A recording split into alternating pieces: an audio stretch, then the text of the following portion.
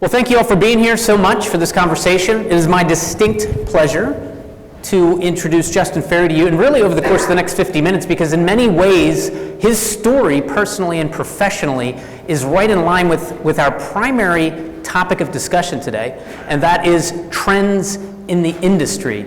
Indeed, one of the things that you should know about Justin is that his focus in our firm is what's next. We've been having these conversations internally over the course of the past year or so, what's now and what's next, and recognizing that having your focus on both of those things at the same exact time is not necessarily the easiest thing in the world. So we have bifurcated that, having folks who are focusing specifically on what's now, and then having folks focus specifically on what's next. And Justin is incredibly well suited to do so. The objective here, folks, is that we would continue to be leaders in the industry, not followers. So in many ways, Justin is our insurance policy against obsolescence. You know what I mean by that? Like, we don't want to become the next historic relic in the industry. And so I think that's the most important thing I want you to understand about Justin and the value that he brings to our community.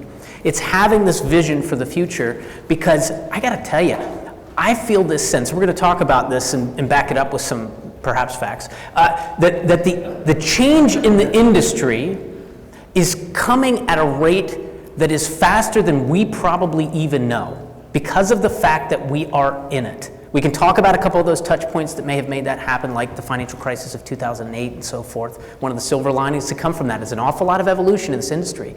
But it's also very important that you know, in fact, I'd say this is the most important thing you know about Justin, is that he's a certified rescue diver and a trained emergency first responder. So if at any of our events you happen to trip and fall into one of those little fountains over there, Justin's your guy. I mean, he could literally save your life. Literally save your life. So remember, you're in good hands with Justin Ferri, ladies and gentlemen. Oh, somebody used that phrase before? All right, Justin, before we dive headlong into industry trends and all that fun stuff, could you please talk a little bit about how the heck you got here? Why are you sitting here right now? A little bit about your professional background that created this convergence. Sure. Thanks, Tim, and thanks everybody for joining. Really appreciate it. I'll try to kind of go through my professional history pretty quickly, but give you a little bit of color as to kind of how I got here, as Tim said. So I began my career in the 90s, and this was after kind of begging my way into every internship I could possibly get my foot in the door. So I did internships with, the Legg Masons, the T. Rowe Prices, the Bankers Trust, Alex Brown's, and ultimately J.P. Morgan. And then ultimately decided to go into J.P. Morgan's training program, which I affectionately refer to as indoctrinate and rotate. So it started off, if any of you have kind of gone through some of these, they sat 10 of us in a room and made us watch the documentary on John Pierpont Morgan 6 times in a row. It was a little unnerving. Is it serious? Yeah. 6 times in a row? They definitely do that. It's interesting. It was a little bit unnerving. And in all honesty, it was actually a pretty valuable program. You rotate through the various divisions in the organization, get a chance to experience each individual line of work. So investment banking, sales and trading, investment management, private banking. And I learned some really valuable lessons going through that experience. Certainly when I went through the private banking one, I learned a lesson that I still think rings true in this industry.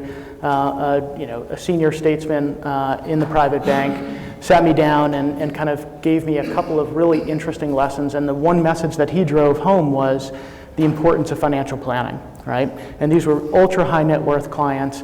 And as kind of a young kid in the industry, I wanted to hear about all the sexy investments that we were doing. And he said, if I'm meeting with a client and I'm talking about investments too much, I've done something horribly wrong, because I can add so much more value to their life throughout all of the other planning exercises, estate planning, helping them with their taxes, helping them with kind of their generational planning amongst their family members. Something that I think completely rings true with everybody in this room and how we think about the industry going forward. My next rotation, I went into institutional trading, and this is where I kind of got a really interesting break that set my career on a different trajectory. I walked in and started looking through kind of some of the challenges they were having in the business, and one of them, they had a ton of folks just reconciling decayed or do not know trades, right? And they had, a couple of $1 billion worth of do not know trades that they were having trouble calculating their capital balances off of. And in addition to studying math and economics and finance in school, I just have a passion for computer science. I'll tell you a little bit about that later on in this discussion. And what better way to solve some of these manual reconciliation issues? Remember, this was kind of back in the mid-90s. A lot of kind of the personal computing power had not made its way yet to Wall Street. There were still, all the servers were kind of back in the closets as mainframes. So I went in over the weekend and wrote some code and some programs that I thought could systematize the reconciliation process for them. And on Monday morning, after kind of presenting this to kind of my team leader, they thought it was pretty cool, and I got tapped to join a joint venture with MIT.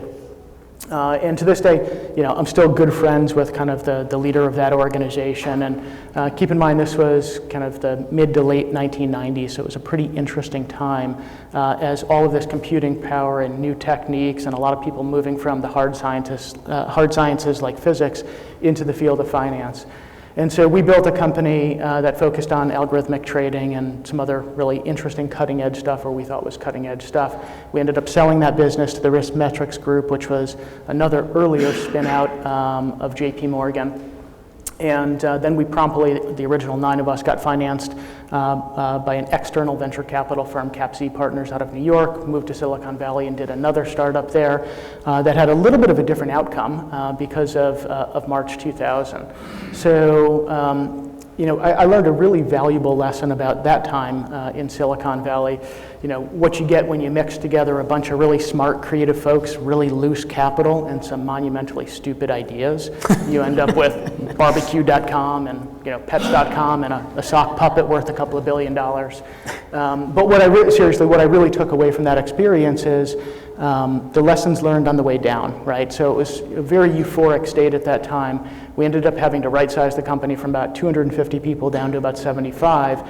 And I really learned what it means to, act with humility, act with compassion, really listen to folks, and make really tough decisions when there aren't really any good solutions on the table, right? It was one of the formidable parts in my career, I believe, that really kind of helped inform how I kind of view the world, how I think about business.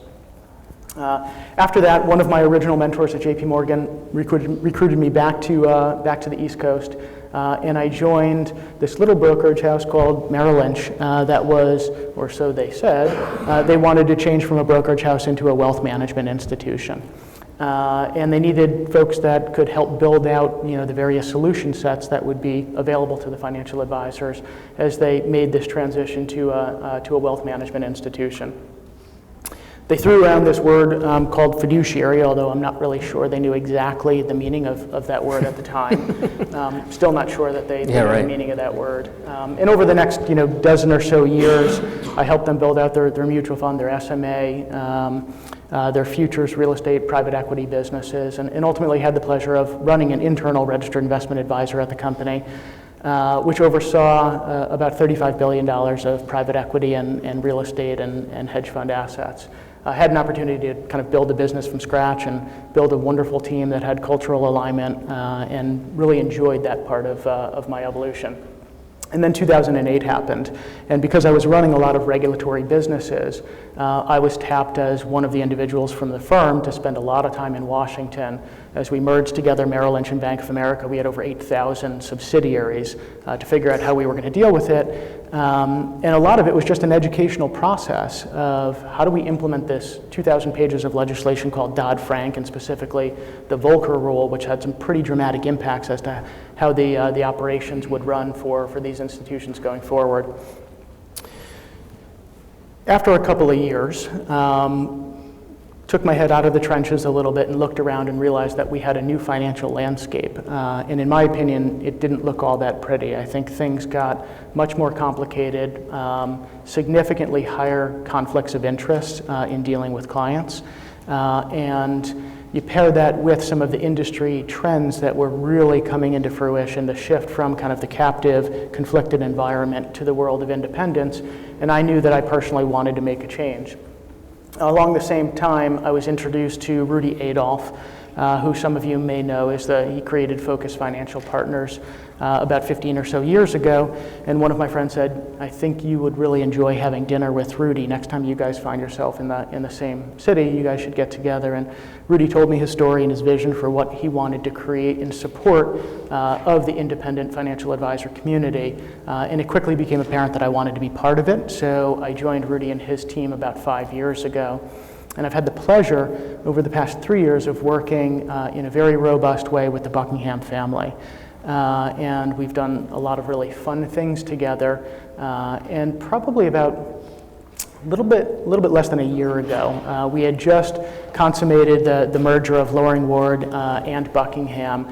And I flew home late one Saturday night, and I walk in, I'm pretty exhausted, and my wife said, every time that you come home from working with the Buckingham family, you seem so excited. Like what is this about? And I said, it is the one place that I think I can have the most significant impact on this industry going forward. I really think that they have a wonderful group of folks. I think they think about things from a cultural alignment perspective the same way that I do. And she simply looked at me and said, well, how much time are you spending on them versus all of the other firms that you work with? And I said, about 50% of the time. And she looked at me and she said, you're a smart guy, figure out how you make it 100%. And so fast forward a few months later, I have now been with the firm in a formal capacity for about 4 months now, and I am just absolutely having a blast getting to know everybody across the community. It's been a ton of fun. So your wife was right, you are a smart guy, and the truth is, when I first heard your story and looked at the resume, it created a little bit of necessary distance between us, because your path has been, well, slightly different than mine. I've never done a project with MIT, for example. That's the only thing that really differs. But would you mind, as you were going through this process, I can see that you're weaving that personal story through the midst of this, and that's ultimately what led you here. That's right. Would you mind just opening yourself up a little bit more to us on the personal level, give us a little bit of insight? Because I know there was an awful lot of stuff going on in that realm, even including a pretty meaningful move in the midst of all this professional success. Absolutely. So get ready, folks. This is where I'm going to get a little bit personal. Tim, you know me, I'm a pretty open person. Love it. Bring it. That's kind of how I live my life. So I live in Boulder, Colorado, so as Tim alluded to, I made a pretty big move when I left Wall Street. We have some family-run businesses and a lot of family in Colorado, and we were looking for a better alignment culturally than what we were exposed to in New York City, and my wife and I didn't want to raise kids in New York City. We wanted to be closer to family as well. I live in Boulder. I have my better half, Kirsten, is the love of my life to this day, and she is just a phenomenal mother to our children. We have 2 young daughters. I often joke around and say I have 80,002 kids because I like to do a science experiment with my older daughter once a year, and this year's experiment was raising our first colony of honeybees. And so it's been a really fun and engaging and interesting project with her, and just to raising a colony of honeybees. Okay, good. So if you rewind a little bit, here's where I'll get a little bit more personal, but I think it's informative as to kind of my professional progression and kind of how I think about the world and how I think about business. So I was born and raised in Connecticut. In many ways, I won the lottery. We had a wonderful family. My parents met in college. My father was a research scientist at Yale in Connecticut. My mother was a stay-at-home mom taking care of myself and my older brother. And like most folks, right, life is not super smooth. We ran into a little bit of a hiccup when we were young. We used to take an annual family vacation with about 10 other families and go camping, hiking, and fishing through the foothills and the mountains in Virginia. And when I was 9, we were heading down there one early July morning, and we were unfortunately in a bad car accident. And a couple of months later, my mother and I left the hospital. Unfortunately, my father and my brother didn't make it out. And so I learned 3 really, really valuable lessons from that experience. The first one was the true value of a financial advisor. I mean, this sounds a little bit weird, right? But bear with me. A friend of the family was a financial advisor, and we did not plan heading into that event. We didn't have insurance. We didn't really have, any type of a plan for that matter. And so we lost our house. We moved back in with my grandparents, which was a huge blessing in disguise, just absolute saints. And our friend of the family actually helped us work through this period of disruption. And much of it was just counseling to us. We didn't really have a ton of financial resources, but helping us just understand that things were going to be okay, right? Even though we didn't really understand what that meant or how we would be able to kind of put one foot in front of the other, but things ended up being just fine. And so, as I think about this profession, this was something that was a pretty big experience for me. And this financial advisor was more than just an advisor to kind of that individual situation. Really helped me, learn about, the dignity and value of work. He helped me get my first job when I was 10 years old, stocking produce at kind of a local farm.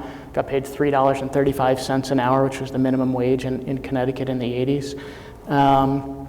He also, for my 12th birthday, gave me a $25 savings bond and taught me about kind of finance and how these things work. It's still sitting on my desk back in my office. Second big lesson that I learned from that was from my grandfather, right? He taught me some really, really interesting life lessons.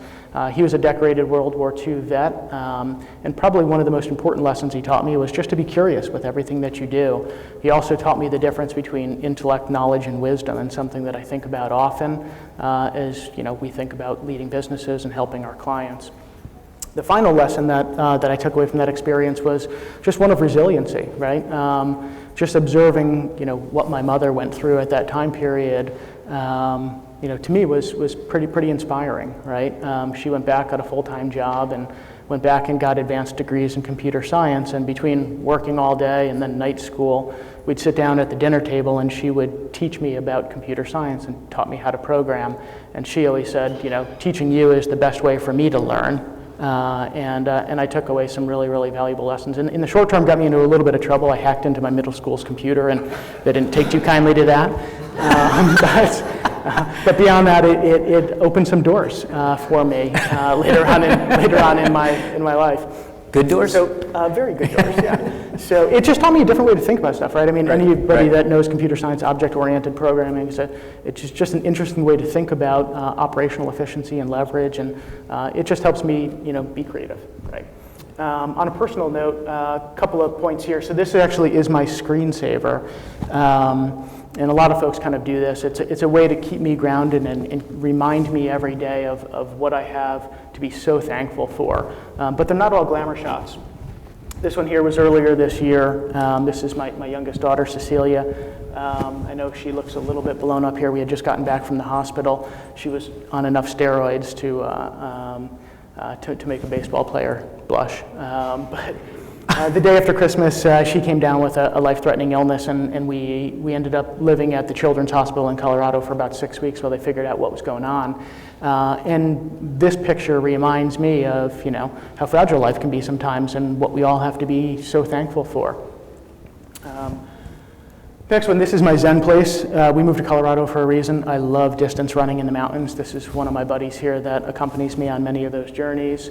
I like, this type of activity because it's a place where I can just get creative, let my mind wander in different places.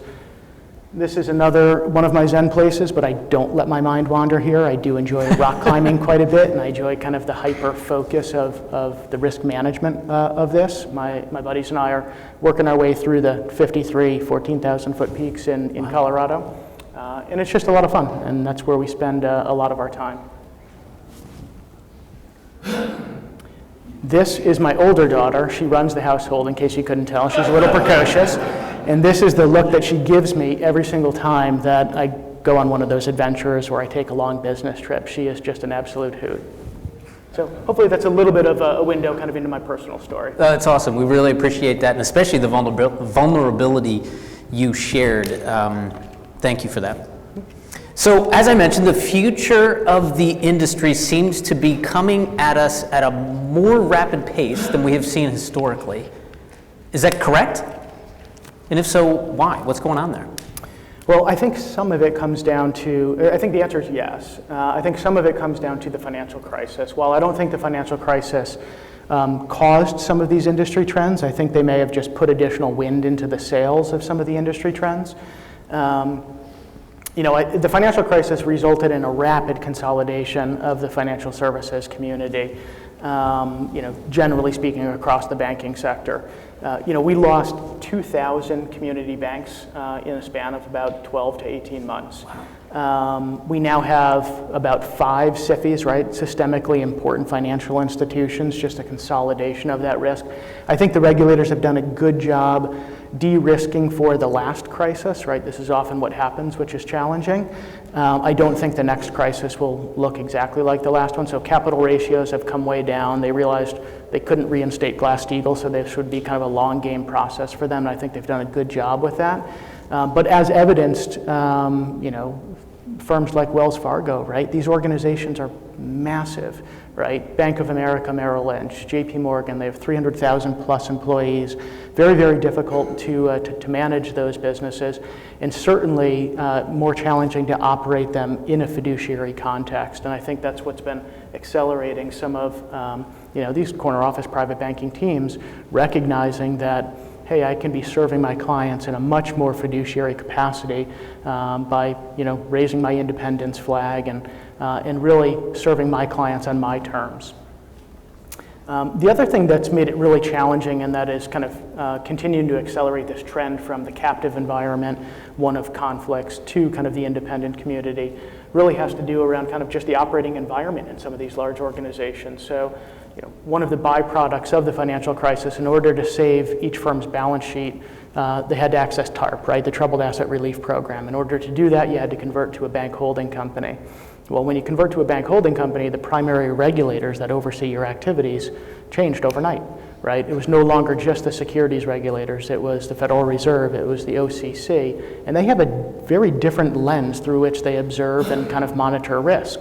And so in some of these organizations, especially the work that we do with clients, which is so highly customized, you could no longer have that level of customization. So if you were a very skilled corner office private banking team and you are used to working with your clients in that capacity, the entire organization now is managed to the lowest common denominator in order to manage risk.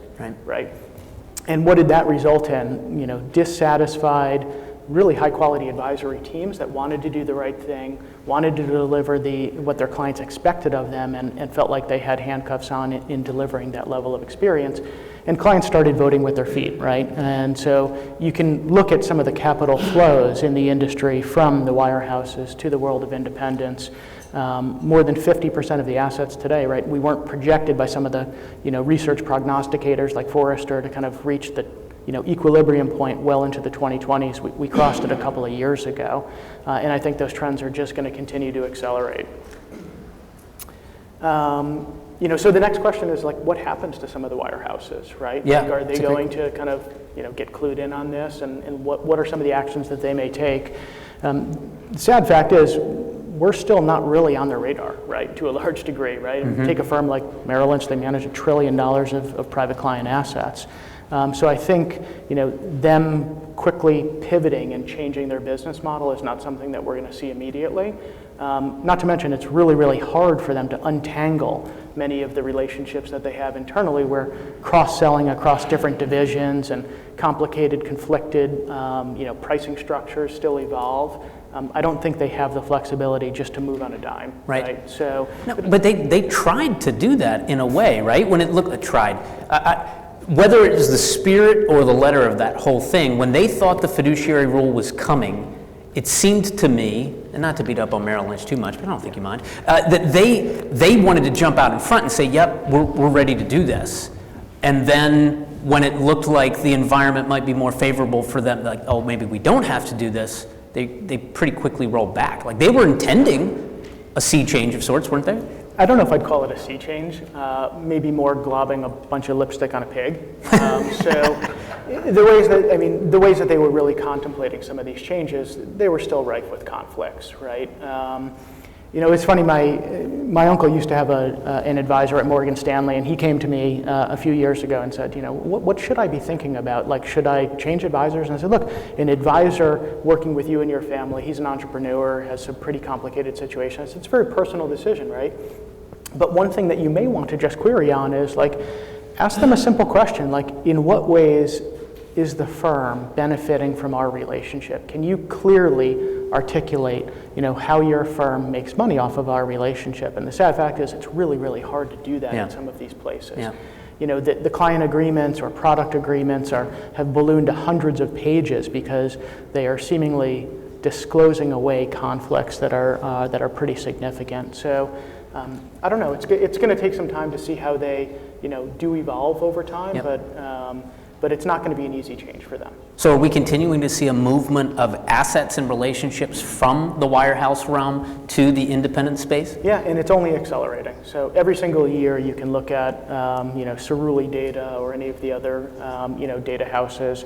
It's picking up, and that trend is just going to continue to accelerate, in my opinion. Yeah, well, so we might be inclined to just see that as an opportunity, which it is, but could we have any blind spots? Are there elements of these changes in the industry that could harm us? Possibly, if we don't keep our eye on the ball, right? So a couple of trends that I'll talk about related to our industry on the independent side. We continue to kind of go through this evolution. Rewind a couple of decades ago, it was all about product access, and then it was largely around packaging and selection of products. We were kind of in the middle of the third evolution of this business, where it's more around holistic, financial planning, right? Yep. But we're not entirely there, right? 80% of clients, right, that work with an independent advisor say that, their advisor should be delivering holistic financial planning to them, yet only 47% of those advisors are actually delivering a planning-led experience with them. Huge opportunity for everybody in this room, right? There are lots of advisors out there that aren't leading with planning or not providing these types of services that not only clients need, clients actually expect, right? So that's just something for us to keep in mind. The next evolution that we will see in this industry beyond comprehensive integrated financial planning is this concept of financial wellness. You and I have talked about this before, right? And this is the industry's version of Maslow's hierarchy of needs, right? Whereas kind of in the base layer, it's about kind of the table stakes, some of the earlier elements that I built on before, marching towards the top where you're really doing true integrated, family-oriented financial planning, right? Financial behavioral work, right? Some of the recent conversations that you and I have been having, philanthropic and legacy solutions, family values and mission statements for families, some of these higher value add things, right? And really making sure that your clients are able to kind of align their values with their resources, right? I still think you'll have a lot more evolution in this space in the coming years, right? It does raise a point that I'd like to touch on because it's in the news so much, this concept of robo-advice, right? Great. There's this notion that these new robo-advisors are going to continue to drive prices down in the industry and cannibalize everything that we've created. I just don't see that. Robo-advice is nothing new. It started back in the 1990s. Some of the earlier firms like Empower and Financial Engines. It is a technology solution to areas where operational efficiency can be gained through utilizing computer science, right? But it does not lend itself well to some of the higher level integrated financial planning that I just referenced before. Using AI, machine learning, neural networks, heuristic design trees, decision trees to deliver, navigation, yes. Portfolio rebalancing and optimization, yes. To deliver some of the things that we talked about, behavioral actions that are really value add to clients, I just don't see that happening, right?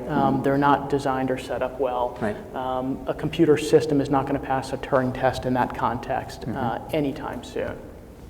But where I do think it's going to go is I think the concept of robo-advice is very, very beneficial to our industry. Absolutely. Where we can apply these types of tools in an integrated manner for the benefit of a relationship between an advisor and a client can be very, very helpful in streamlining the business, in delivering more for more people, right?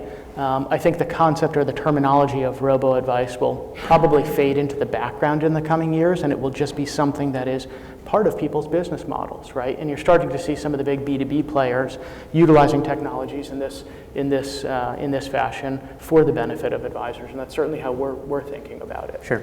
Does that make sense? Yeah, it does. I also feel as though, and I don't know if you guys have dealt with the robot thing much at all. I don't think we've seen that as too much of a threat, but I see it as a great thing because there are whole demographics out there that historically we've been challenged to serve Totally as advisors, right? And so now we have an opportunity to see those people serve with something that is certainly better than the options they would have had in the past, which really would have been primarily insurance driven because people who could sell them expensive disability or long-term care policies, whatever it might take, in order to justify helping them out with their investments. That's right. And I think you'll see this paired with, so part of it will be a technological solution, and part of it will be creative and new pricing mechanisms for some of those underserved constituencies that we can't reach right now. So the point of dealing with folks that might not have amassed a high net worth, maybe they have a high propensity to have a high income in the near term. Many of our existing pricing structures in our industry just don't work, right? So I think we'll be creative in thinking through how we serve those communities that don't neatly fit into our model right now, and that's some of the work that we're doing right now. Yeah. Right. Two other quick industry trends I'll touch on, and I'm glad we're getting around to it because I think it was actually part of the title of our thing. Always important to correlate Succession that. and industry consolidation, right? So you probably see a lot of articles written about this. Large number of independent advisory firms right now. What does that look like 5 or 10 years from now as we work through this period of consolidation? Well, the first thing you need to do is what's the true number of firms out there, just so you can contextualize what this movement might look like. I've heard 35,000 independent firms, 25,000. When you really look at the data, there's somewhere about 10 to 12,000 independent financial advisors. The data gets a little bit messy because there's a bunch of hedge funds that register as RIAs, but there's about 10 to 12,000 RIAs that manage more than $100 million on behalf of their clients. Now, there are some in the industry. I personally don't subscribe to the Mark Hurley view that we're going to go to 2,000 advisory firms. I just don't see that happening because the industry is capacity constrained right now in that regard. Right? You need 3 things that facilitate this type of a transition. You need capital. We're really not too constrained from a capital perspective. There are so many private equity companies that are willing to dump an enormous amount of money into this industry right now, especially at the very, very high end of the market, very, very large firms. You need M&A experience, right? These deals are not cookie cutter at all. We are not selling one manufacturing company to new ownership that can just take the business over. There is a lot more involved than just the math and the numbers. It takes a customized approach. And a lot of the players in the industry, traditional M&A shops, these types of transactions that we're talking about are just too small for a Goldman Sachs or a JP Morgan to think through. So there are customized boutique firms that are starting to specialize in this kind of middle and lower market segment of our industry. Firms like David DeVoe and others, and Right. we have some great relationships with them, and they've been great partners of ours. And the third element that you need is you need willing and attractive buyers, right? And attractive is the important word there. If you're simply selling your firm and you're going to walk away from it, you're simply just trying to maximize the amount of money that you're getting for that, that's one solution, and a private equity company or a bank or a strategic may be an option there. But I would postulate that there are other stakeholders that are equally important there, right? You certainly have the owners of the business, you have your team members, and you have your clients, most importantly, right? So is it the best option to just simply maximize value, especially in this market where private equity will pay up, right? Valuations are quite inflated at this point.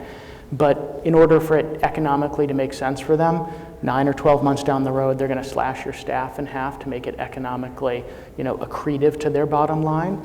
They're going to integrate you lock, stock, and barrel into their existing platform, and 3 to 5 years later look to flip it with multiple expansion, right? Perhaps selling it to another firm or taking it public. Not sure that that's the best outcome for all three of those constituencies. So taking a customized approach and really understanding what are the needs of the seller, right? Taking all of those stakeholders into account and doing it on a customized basis, right? Many of the folks that I have seen go through this succession or transition process are not simply selling and walking away, right? They could be joining a larger organization in order to get scale, access to new resources, be able to deliver more capabilities to their clients, offer next-gen equity ownership to folks that have been with them on this journey. Could be helping define what they want the next chapter of their life to be, right? So most folks don't just want to walk away. I want to custom define, what the next 10 or 20 years of my career are going to be. And it might not just be working with clients. It might be dialing back a little bit so you can spend more time on other areas that are engaging and intellectually stimulating for you. It could perhaps being a mentor to younger advisors and imparting all of the knowledge that you've gained over the course of your career. And for me personally, those are some really fun conversations, right? Really getting to help people define, sometimes what is a really scary transition process for them. So absolutely is. So where does that leave us with kind of, the macro environment? 10 to 12,000 advisory firms. It's been a record deal year for the past 5 years, and I think we just did the 102nd transaction in the industry this year. So you're talking about a small number of deals that are happening. Maximum capacity, it's probably 130 to 150 today. So it would take us many, many, many years in order to get down to a really, really small number of advisory firms. And there's other structural reasons why I don't think that makes sense, right? As the industry marches forward, I think well-resourced firms that develop a national brand and national presence, we'll talk a little bit about this later, will be very, very successful in the coming years. I also think there will continue to be thousands and thousands of RIAs that have very boutique experiences for their clients. The firms that I think might have a little bit of challenge are the firms that get stuck in the middle, right? The firms that really want to grow and be $1-2 billion, they will need operational leverage. They will need expertise to help them go through those significant inflection points in growing the business, right? Moving from a business to an institutional business requires really putting in place a professional management team that has dedicated focus on operations, technology, legal compliance, cybersecurity, having professional management as you scale your business, dealing with true HR issues and talent development, right? These are all pretty big, meaty topics that often business owners need help with. Okay, I need you to pause for a second. Take a couple deep breaths, drink some of that water because I can't take in any more knowledge. Just let's breathe for just a second. First, I'd like to thank you for using the word postulate and accretive in the same paragraph. Big fan of words. If I heard you correctly in there, is it a seller's market right now for RIAs? Yes and no. So yes, definitely, from a valuation perspective, right? I was talking on a panel last week, and I used the technical term, wait for this one, the technical term for where valuations are right now, and I think I called them bonkers. It is kind of crazy, right? We have now, I think it was last month, we exceeded the maximum valuations that this industry had seen, which was back in late 2007, early 2008. We personally at Buckingham, we've walked away from a number of opportunities in the past couple of months because economically they just don't make sense. Wow. Or we know if we were to do the transaction, it would we wouldn't be able to deliver on the promise that we were having, the discussion we were having with the seller, right? In the M&A space, it's a common term, there are no win-lose transactions. If you think that a win-lose transaction was executed either in favor of the buyer or the seller, I guarantee you 6 to 12 months later, it will be a lose-lose transaction, right? It's just because expectations are not met, expectations weren't set correctly, or promises weren't kept, just to be blunt. We take an enormous amount of time thinking through culture, thinking through what that customized plan is going to be. So that's part of the answer to your question. So yes, valuations are really, really high, definitely a seller's market in that regard. It's not a seller's market because of this capacity constraint that I referenced before. Yeah. So there are a lot of folks that should be thinking about these things, do need solutions, but we're capacity constrained. I could probably count on two hands the number of firms that I would classify as attractive buyers, right? The folks that actually have dedicated resources to ensure that that transition experience is white glove for your clients, white glove for your team members. Yeah. So there's a choke point in the industry right now, right? And the industry is just going to have to continue to work through this, and I think the throughput will increase, but it's going to take time. Yeah. Well, with all these trends and the acceleration of change in the industry, it strikes me that by just about every measure, Buckingham, BAM, Loring Ward has had a successful run thus far. But that which has made us successful to date is not necessarily what it's going to take going forward. So would you mind talking a little bit about what we're doing as an overall entity organization to help ensure that going forward? Sure. So I'll talk about this slide in a second. But I think the most important thing from our perspective is talent and a focus on execution, right? So we can never compromise on cultural alignment and continue to evolve the organization so that we're making a difference and having an impact on clients' lives. So we have to remain nimble. I want to make sure that we're reinvesting in the business. You referenced before, the industry is changing so quickly. We need to kind of stick to our knitting. We know what we're good at, right? Our job is to help clients, right? Our job at kind of the executive level is to make sure that we're helping advisors help clients in the best way possible, right? And we do that through both sides of our house, right? And I think what we have created is, what we refer to as kind of an ecosystem, right? And it is singularly unique in this industry. Nobody has developed kind of the ecosystem and the dynamic nature through which, all aspects of our business are interrelated, right? We think about, our core registered investment advisor. We often refer to it as a teaching hospital. It is an area where we have reached, thankfully, we have reached a size and scale where we can reinvest in the business in very interesting, creative ways. We can test new things in a responsible manner. And as we make progress on that side, we share all of the ideas across the entire ecosystem. And the same way from the other side too, right? I mean, just everybody in this room, one of the benefits of pulling together so many like-minded individuals is the collective knowledge of everybody is so much better than the knowledge of any one of us individually. And being able to share best practices through this environment of collaboration, not competition, is super unique in this industry, right? And I think creates a real competitive advantage for all of us. Yeah, awesome. Let me pause for a second. What questions might be on your mind that I haven't asked yet? Love for you guys to ask a couple of questions of Justin. That's great. No, Pete, yes, please. Yeah, great. So that's an extension of kind of what I was talking about before. I think, on one end of the spectrum, there will continue to be thousands of RIAs that run wonderful businesses on the smaller side, right? And where those firms will benefit is partnering with a firm that helps them gain operational efficiency and leverage, right?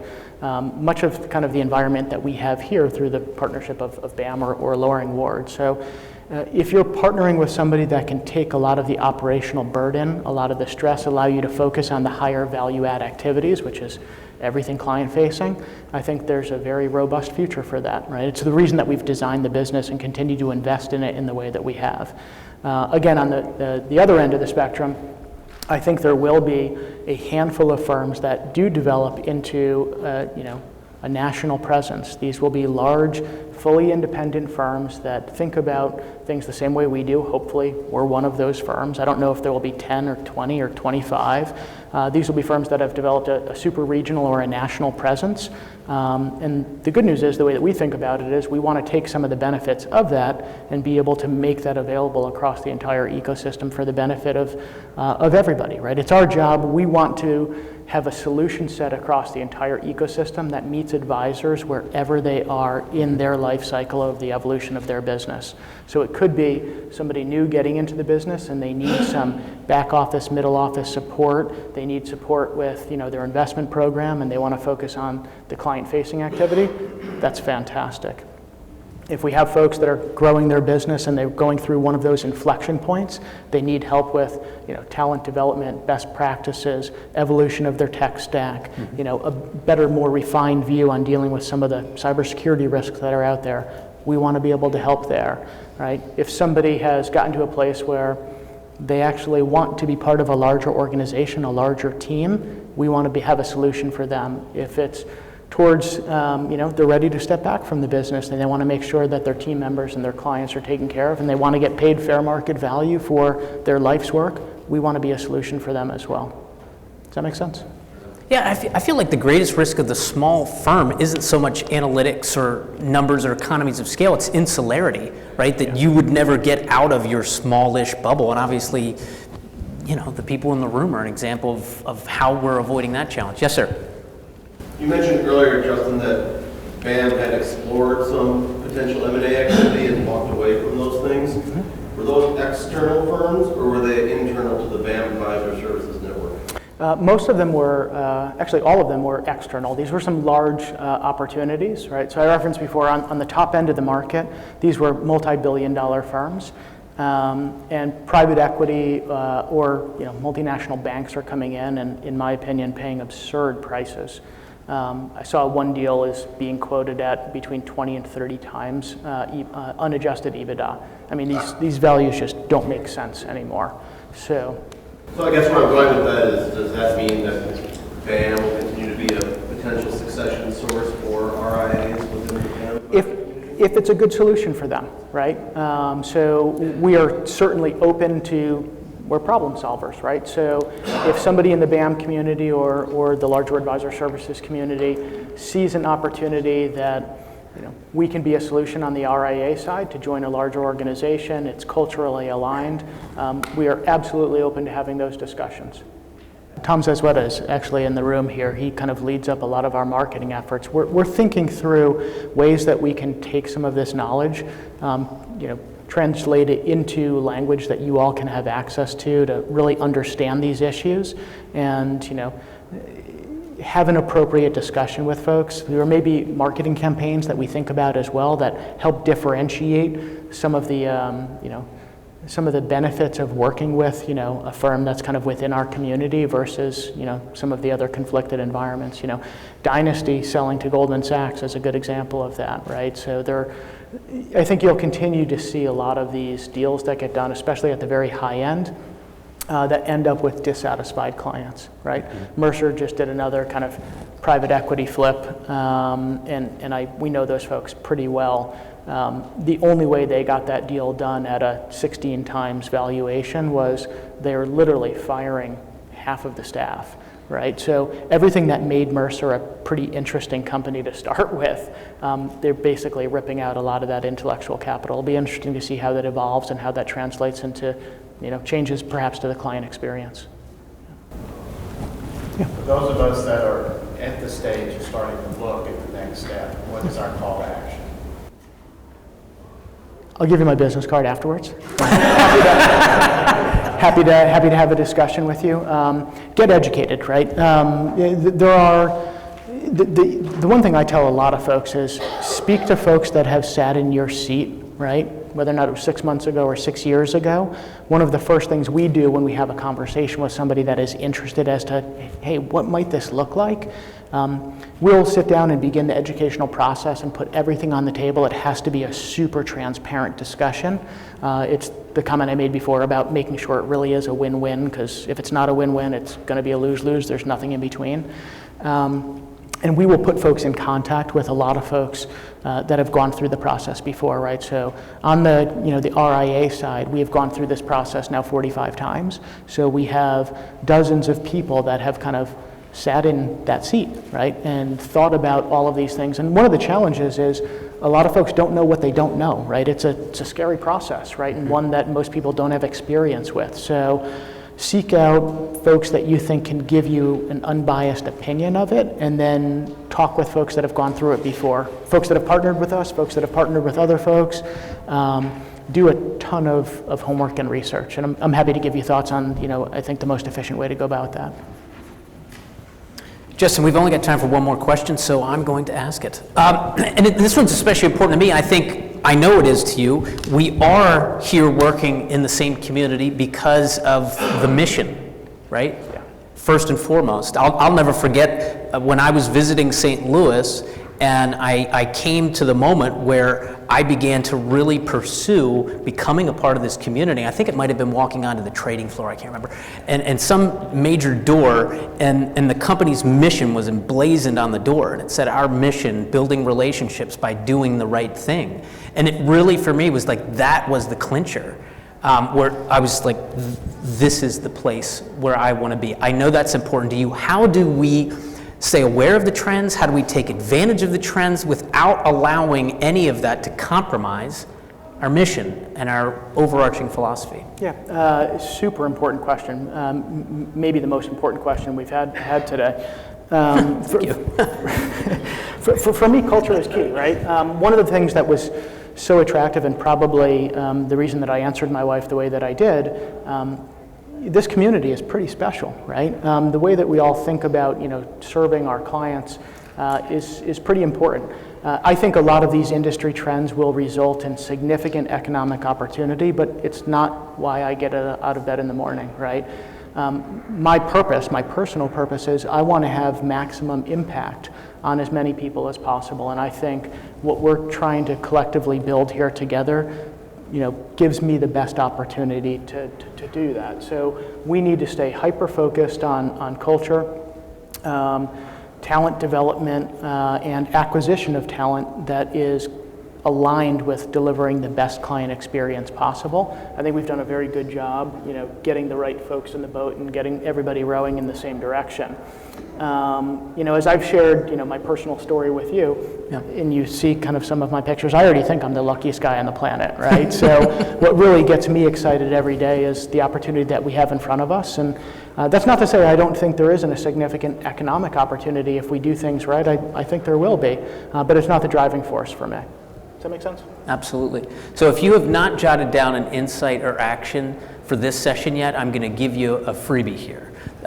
Justin's grandfather's wisdom of just be curious, right? Whether it's meeting with a client, whether it's interacting with a colleague, whether it's interviewing somebody who you're going to hire to work at your firm, or having a conversation with your spouse, your partner, or your kids, that ability to just pause and just be curious, as opposed to perhaps offering advice in that moment, I think is especially prescient.